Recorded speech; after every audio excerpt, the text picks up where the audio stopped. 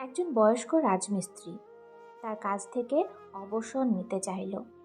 তাই সে তার মালিকের কাছে গিয়ে বলল, বস, আমি এই বাড়ি বানানোর কাজ থেকে অবসর নিয়ে আমার স্ত্রী ও ছেলে মেয়েদের সাথে সময় কাটাতে চাই।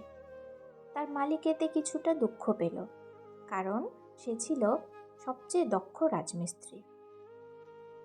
সে বলল, ঠিক আছে, কিন্তু তুমি কি চলে যাওয়ার আগে আরেকটি মাত্র বাড়ি বানাতে আমাদের সাহায্য করবে? বয়স্ক রাজমিস্ত্রি এই প্রস্তাবে সানন্দে রাজি হয়ে গেল। কিন্তু কাজ শুরু করার পর দেখা গেল তার মন সেখানে ছিল না, এবং সে সবসময় তার অবসরের কথা ভেবে অন্যমনস্ক থাকত। সবসময় সে বাড়ির চিন্তা করত। তাই এর আগে যত কাজ সে করেছিল, এই কাজটাই তার করা সবচেয়ে খারাপ কাজ হয়ে গেল। যখন সে বাড়িটি তৈরি করা শেষ করলো, তখন তার মালিক বাড়িটি দেখতে এলো এবং বৃদ্ধের হাতে বাড়ির চাবি দিয়ে বলল, এটা এখন থেকে তোমার বাড়ি, তোমার প্রতি আমার উপহার। এই কথা শুনে বৃদ্ধ আফসোস করে উঠল। সে মনে মনে ভাবল, যদি আমি শুধু একবার জানতাম যে আমি আমার নিজের বাড়ি তৈরি করছি, তাহলে এটা আমার জীবনে করা সবচেয়ে ভালো কাজ হতো। গল্পটি থেকে আমরা কি শিখতে পারি? নাম্বার 1, ফাঁকি দিলে নিজেকেই ঠকানো হয়।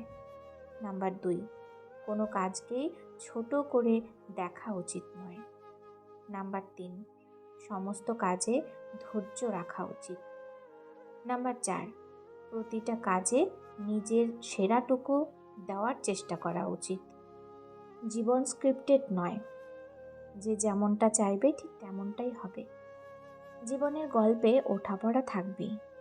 তুমি যদি পড়ে গিয়ে উঠতে না শেখো, তাহলে তোমার জীবনের গল্পটাও মুখ থুবড়ে পড়ে যাবে।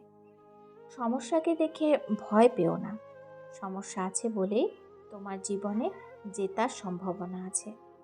তোমার ভেতর লুকিয়ে থাকা সম্ভাবনাগুলিকে খোঁজো।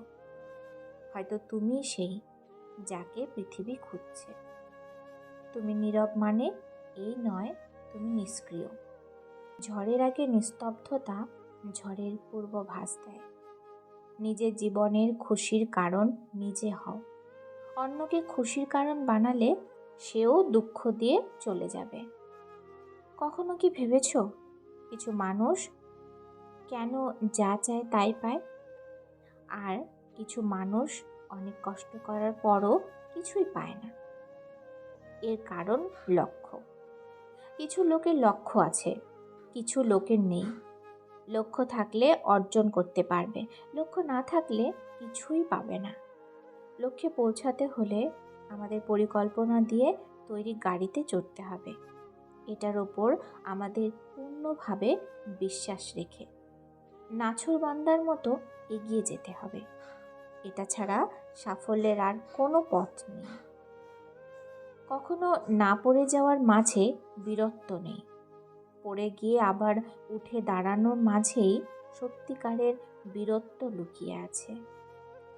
সৃষ্টিকর্তার কাছে সেই ধনীরা সবচেয়ে প্রিয়, যারা ধনী হওয়ার পরও গরিবের মতো বিনয়ী। সাধারণ সফল আর অসাধারণ সফলদের মধ্যে পার্থক্য হলো, অসাধারণ সফলদের না বলার ক্ষমতাও অসাধারণ। নিজের উপর বিশ্বাস রাখার মানেই একজন মানুষ আত্মবিশ্বাসী। সে বিশ্বাস করে নিজের জন্য সঠিক সিদ্ধান্ত নেওয়ার ক্ষমতা তার আছে। আমার জীবনে আমি অনেক ঝড় দেখেছি, আর আমি শিখেছি ঝড়কে নিয়ন্ত্রণের শক্তি আমার নেই, কিন্তু আমার আছে ধৈর্য, যার মাধ্যমে আমি ঝড়ের সময় পার করে আগামীর দিকে তাকাতে পারি। হার মেনে নেওয়া আমাদের সবচেয়ে বড় দুর্বলতা। সফল হওয়ার সবচেয়ে ভালো উপায় হলো প্রতিবার হার মানার আগে আরেকবার চেষ্টা করা।